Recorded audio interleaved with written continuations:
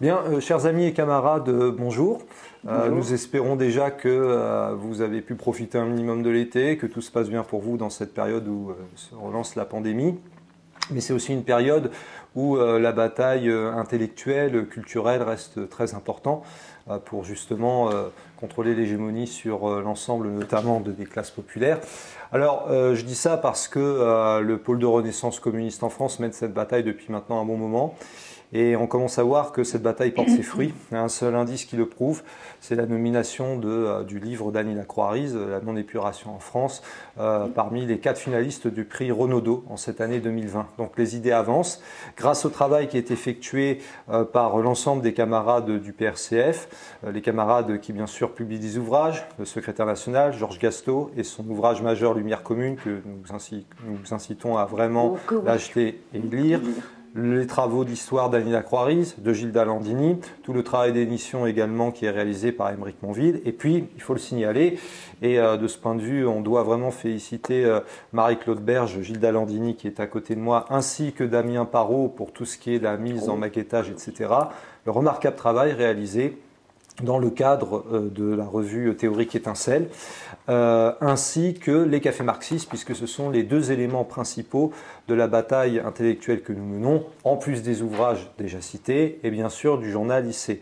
Juste une précision avant de céder la parole à Gilda, il faut signaler que l'Étincelle spéciale histoire a déjà été vendue à 300 exemplaires. Nous avions fait une première commande à 300 exemplaires, elle est très vite partie. Une deuxième commande est arrivée, il y a déjà des demandes. Et donc c'est très positif et ça nous pousse, Gilda, à continuer et à amplifier cette bataille. Oui, d'autant que on a 2 numéros qui se suivent et qui ont des dossiers spéciaux Union européenne que je vous conseille vivement de regarder parce que il y a plusieurs articles là-dessus qui nous permettent de mieux comprendre l'évolution de ce rouleau compresseur des peuples dont on nous abreuve la tête sur tous nos médias. Voilà. Donc il y en a un qui est déjà paru et l'autre est à paraître en septembre.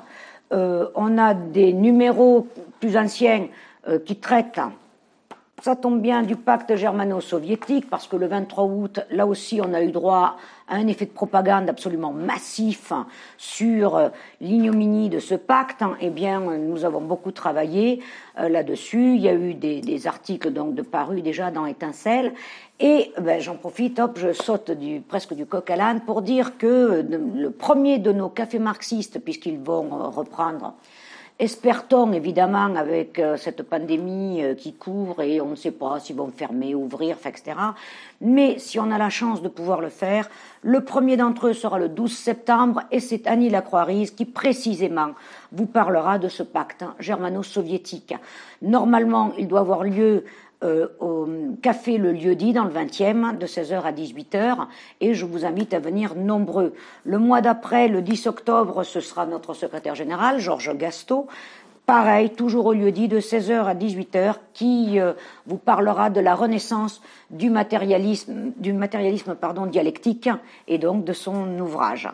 On continuera au mois de novembre parce qu'on essaye on tente en tout cas d'en faire un par mois. Alors là, après, je ne peux plus vous dire où est-ce qu'on va être parce que on va attendre les retours et puis savoir si on peut aller dans quel café on peut aller.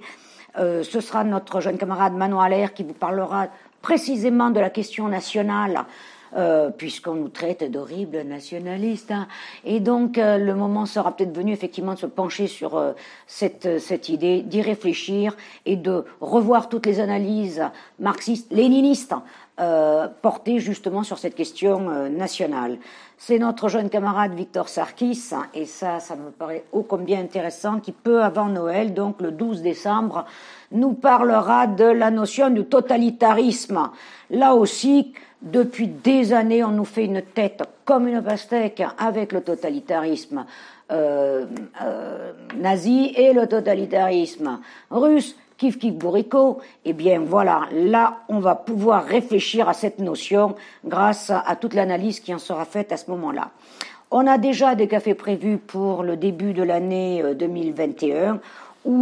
Sauf pour le début janvier, puisque à la mi-janvier, il est prévu de faire un grand rassemblement pour rappeler le congrès de Tours. On n'a pas pu le faire avant Noël, donc ça sera le 16 janvier où on travaillera là-dessus. Et précisément, j'en reviens maintenant à Étincelle, le numéro qui suivra celui de septembre et qui normalement paraît en janvier, on le fera paraître exceptionnellement en décembre, puisqu'il y aura tout un dossier sur le congrès de Tours, dossier avec plusieurs articles, tant historiques que politiques. Et ce qui me paraît très intéressant, justement, c'est de le rapprocher avec ce qui se passe aujourd'hui. Voilà.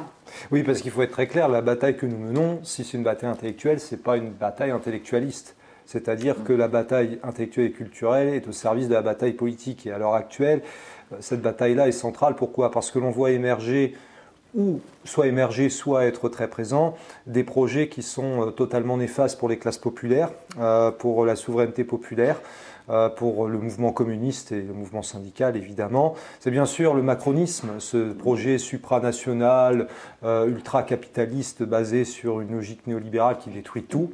Mais face à cela se trouve la fausse alternative, puisqu'en réalité c'est le même côté, c'est l'autre côté, de la même pièce, à savoir le faux Rassemblement national, tout aussi européiste, tout aussi capitaliste, tout aussi anticommuniste.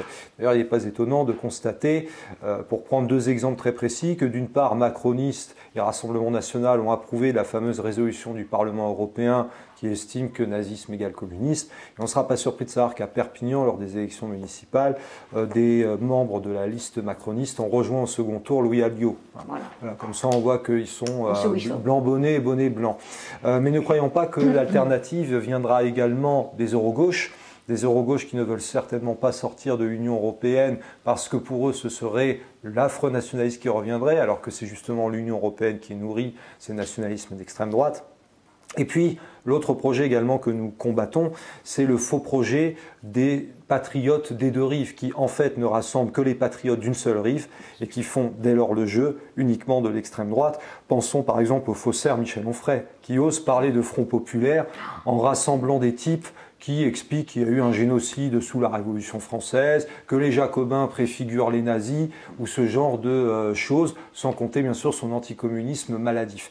Donc bref, le combat que nous menons s'inscrit clairement dans la logique du Frexit progressiste, la sortie de l'Union européenne, de l'euro, de l'OTAN et, parce qu'il y a le « et » forcément, du capitalisme, à savoir la reconquête de la souveraineté populaire, nationale et populaire, pour pouvoir en finir avec tous les instruments d'asservissement, l'OMC, le FMI, la Banque mondiale, l'Union européenne, l'euro, l'OTAN.